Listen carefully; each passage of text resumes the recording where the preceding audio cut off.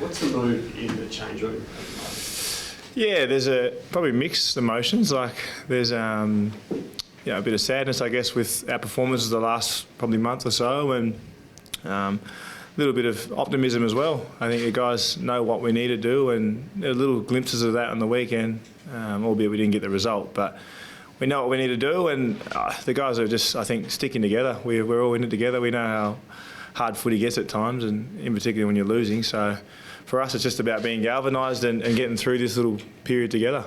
As a leader, do you feel like you can help turn this around, and what is the ceiling for this group this season? Yeah, 100%. I think a lot of the onus comes back onto our leaders, a lot of our senior players. There's a few of us guys that probably aren't playing to our full potential at the moment, and we know we can get better and what we need to do to get better, and that'll come. But like you said, there's only a few weeks to go, so we need to get it right as soon as we can. Got some big games coming up, and for us, it's more about getting it done on the training track, keeping everyone's spirits, pretty high at the footy club. It gets, like I said, it gets hard at times, but this place is our sanctuary, so we need to make it an enjoyable place to still come to work. You're really shocked about how it's turned throughout the year. Like, it looked so good after Richmond, and then it just got bang. That picture in the eyes, wow. Yeah, I think the guys are pretty good at keeping a level head on our wins and losses. Like, it's more about the brand of footy we play. So I think there was a lot of excitement around the Carlton game in particular with some of the younger guys that came in to fill the spaces for the older guys. But the Richmond game, you probably look back now and albeit beating one of the better teams and have been around the last few years, probably you look back at it now and go, was it as significant as what people made it out to be on the outer? I know for us it was a good feeling to get the win, and we were excited, but we didn't delve too far into it. We moved on pretty quickly, but I think we just need to bring back that winning culture, but it all comes and stems from our training good habits at the start. How about your midfield group? Nick, do you feel like, have you tried anything to try and get some chemistry back in there and get things clicking a bit? Yeah, it's chopped and changed this year a few times. I think last year we had the same thing where a few of our senior guys were injured, and some of the younger guys had to come in. And this year it's happened again. We've had a few boys come back in the last few weeks, and just trying to gel and get that right has been a bit tougher. I think on the weekend the boys started to work a bit better together in the midfield group, and I think for us it's more about just driving roles. Not everyone's going to get their 30 touches every week or stay every week, but how can you make your teammate better? So for us, that's probably the line we're going with. Does it surprise you that some people are saying, Nick, that start planning for 2022 and it's crisis and you're actually in the 8?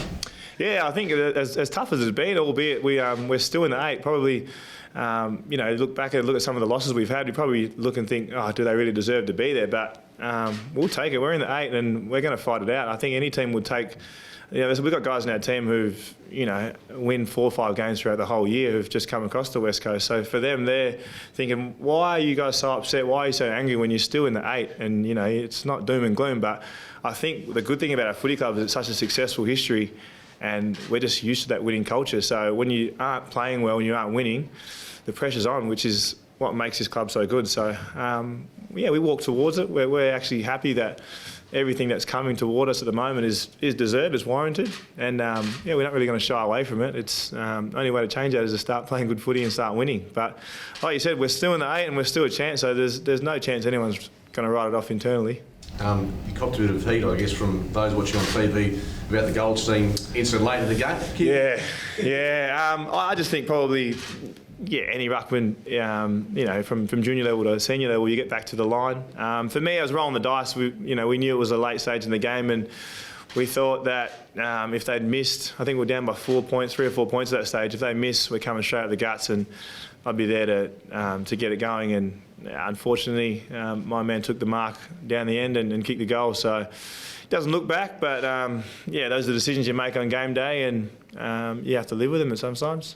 We talked about negativity here, but it is your time of game, and you've had some tough times with the knees and some really good moments. How do you reflect on reaching that milestone? Yeah, I think I'm pretty proud to be able to make it there. Like, I've had a lot of surgeries in my time. I've had my shoulders, my knees, everything in between. So it's been tough, and it's been a long journey. And I've seen guys that I've played alongside at the start of my career with, or guys that have come in later, get to this milestone before me. But for me, it was just more about having an impact when I am out there. So I'm happy to get there. So it's good to get back to Adelaide this week. I don't think we've been there for a couple of years now, so good to get back over there. And we actually haven't won a milestone game in a while, so a little bit of nerves, but I'm telling the boys this is the one we need, and we're desperate for a win, so I'm really excited. What are your early memories like, Nick, when you arrived at West Coast at Subi Oval? What do you reflect on from that part of your career that you remember fondly? Probably the change rooms. The facilities were nothing like this. We're pretty lucky in here. It's hard to tell the young guys about how different Subiaco Oval was compared to this. And Subi wasn't, far behind many of the other AFL clubs. It was probably leading the way at one stage when I first got to the club. So for me, it was just the guys that were in the room. Like I started my career, there was probably 12, 15 of the 06 grand final boys in there. The Wirrapundas, the Hunters, the Selwoods, everyone was around, and some of my childhood heroes. So, to see them move on and then, I guess, play 200 like a lot of those guys did is, something I'll probably look back on in a few years' time and be pretty happy about. You look at game 146 when you did it the first time. Are you more proud of what you've done post that first knee, or what you achieved when you were 100% fit, didn't have any issues? Because it's a small window since then, but you've done a lot since both. Yeah, I think a bit of both. I was pretty pleased to be able to get my first crack at AFL level and play at West Coast and do what I did. But yeah, probably post both of my knees, just to show myself, I think internally, mentally, that I can get through some of those hardships. Like, I had a fair bit of stuff go down in the past probably 4 or 5 years, gone through a lot of adversity. So to be able to play footy and still be playing footy is something that I've always hang my hat on, and I probably couldn't define which is better, the first half or second half, pre and post knees, but I probably enjoyed both sides of it. Look, there was a bit made of the body language the other night. Is there any division within the playing group?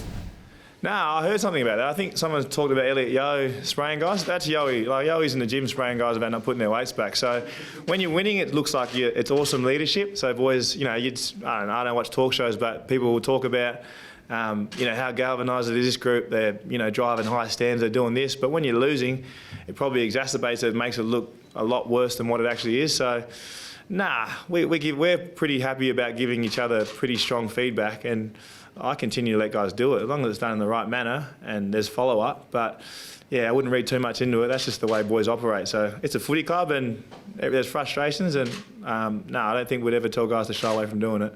In your opinion, are the Eagles a premiership contender this season? Oh, 100%. I think, like I said earlier, we're still in the 8. We're still a chance. So people can write us off. People have been writing us off for a long time. People have been writing me off for a long time. I'm still sitting here, so I'm going to do everything I can. There's guys, like I said, who still want that ultimate success. I know guys shy away from talking about premierships, but you've still got Gaff in the team, you've still got Shepherd in the team, you've still got Nat Nui in the team who still want what 3/4 of our team have got. So I think as long as us three are still out there, we're still going to be pushing the boys to. There's no way of writing off season. There's no way of writing off this year, next year. We still want to get it done. What are your goals for the rest of your career, Nick, as far as what you want to achieve and how long you want to play for? Upskilling the younger boys. We've got some young kids coming through, especially our young rucks. My biggest thing is to try and instill in them what some of my mentors over my early days have done. The Dean Coxes, the Mark Seavies, the Quinton Lynches. So to give some of that back to them is still a big goal of mine. But yeah, that ultimate success is something that still drives me as well. How long do you think you can get going for? As long as these knees stay healthy, I'll keep going, and yeah, who knows? So, would you be shocked if we were sitting here in 5 years? I'd be shocked if I'm sitting here. Talking about your 300? I reckon I would be shocked. There's not too many ruckmen to get to that level, particularly what I've gone through. But who knows? The game could change, and I don't know. I reckon you'd be in here, mate. You'd be done, mate. Is there a balance you look at in terms of wanting to go flat out the entire time and more time on the field, which might reduce the amount of games you can play in the future, versus wanting to extend it and giving yourself as many years as possible to play and try to win one? Yeah, I'm not really at that point where it's more about extending my career. I think my mindset is about getting it done now. So the managed time stuff is a little bit to do with my body and what it's endured the last few years. So what it can and can't handle. But yeah, in terms of saving myself for prolonging my career, I don't really think there's too much of it. I think most guys, you go out there and just give it your all for as long as you are out there. See a lot of guys who are at your level who the world loves them and wants a piece of them everywhere they go. But you're a level above that. It feels like, what's your life like? Can you give us an insight into how, when you walk out of here, what the day is like when people are wanting a piece of you all the time? Yeah, I think people at times forget. Like, I think I reflect back on my 200 games of my time at the footy club is you are human at the end of the day. You still have a life outside of footy, and you know, from 16, 17 years old, I lost a lot of my privacy. And a lot of you guys have been in the room, have seen, you know, me grow up as from a young child to who I am now. So, yeah, like when footy gets tough or life gets tough, it's out there, it's in the paper, people will bag you. But that's been my whole life for the past 10, 15 years. So for me, it's no shock. It is the way of life. We sign up to do this, and we've got the best job in the world. So I'm forever grateful. I'm happy to, you know, to ride those ups and those downs. But my life is what it is, and yeah, I wouldn't change it for the world. Other players last you mentioned they've never seen you less recognised or less hassled than in Queensland. Yeah, the Gold Coast Hub. I reckon you really enjoyed the hub because of that. Yeah, the Gold Coast Hub was good in that respect, because you could actually you could live your life freely and go and do stuff without being bugged. And but I think we did miss a bit of that media pressure. Here in Perth, you know, everything is footy related, and when you win and everyone's on your side, when you're losing, they'll find things to get you. So we did miss that in the bubble, because the Gold Coast didn't give two craps about AFL footy. At times it was rugby orientated. So I think the healthy, you know, media stuff actually does help both footy clubs, West Coast and Freo. So as much as I have my anonymity up on the Gold Coast, I still enjoy being here in Perth. When you say that they do get you when you do lose, do you find that makes you hungrier? A little bit. I think at times, like, yeah, you walk toward it. Like, you enjoy some of the criticism. Like, some of it's warranted, some of it you don't pay too much attention to. But I think a lot of the boys, I don't know, I'm not a big one in reading too much into it. Some guys, I think the current generation is, you know, built around your phone. You're on your phone 24/7, so it's hard to shy away from things, and boys do read a lot of things. So it's all about finding that healthy balance about what you do take on board and what you need to do from a, you know, internal point of view. But it's always going to be there. Is that a conversation you've had with some of the younger boys who, you know, look up to you as their idol? Yeah, definitely. For me, it's more about control what you can control. You know, for a lot of the boys, there's a lot of external noise, a lot of external talk. In particular, when you lose, you know, 3 games on the trot, it's more about what you can do at training to make yourself better and you know, get yourself going, because there'll be ups, like I said, and there'll be downs just as many times as well. Who have been the people, Nick, that have had the biggest influence on you over 200 games? I think my family. My family's been massive for me, just the support. Even got some family at the back and the cameras over there. Thanks, Harry. But yeah, my family, the footy club. The footy club's been massive. The footy club's been an extension of my family. So, you know, not having too many relatives here in Australia or in Perth in particular, the footy club has always helped me out, and it's been something that I've been pretty proud of. When they say they'll help you, in a sense, it's not just words. They'll actually act on it, and they'll help you do whatever you need to do. And that's from Nizzy and the board all the way down. So, for me, the playing group, my family, and the footy club. And that was mentioned before about the status that you have and the popularity that you have. Have you lent into that at all through your career, or do you try and avoid it? Yeah, I think to be honest, when you're 18, 19 and you're doing that stuff, you feel like a bit of a rock star, and you lean towards it and you soak it all up. But after a while, you mature, you know, you don't really pay too much attention to it. But you do need your family and your friends to humble you a fair bit. And I was lucky enough to have that a lot of the time. I had a lot of senior players doing the exact same thing as well. You know, letting you know how it was. And as much as you think you're a big dog at times, there was a lot more bigger dogs around you. So I actually enjoyed that. And for me, it's always about how can I make myself better, how can I make others better around me. And like I said before, no matter how hard it got, this footy club's always been a sanctuary for me. So my outside life has had what it's had, but coming into training every day has been something that I am very thankful for.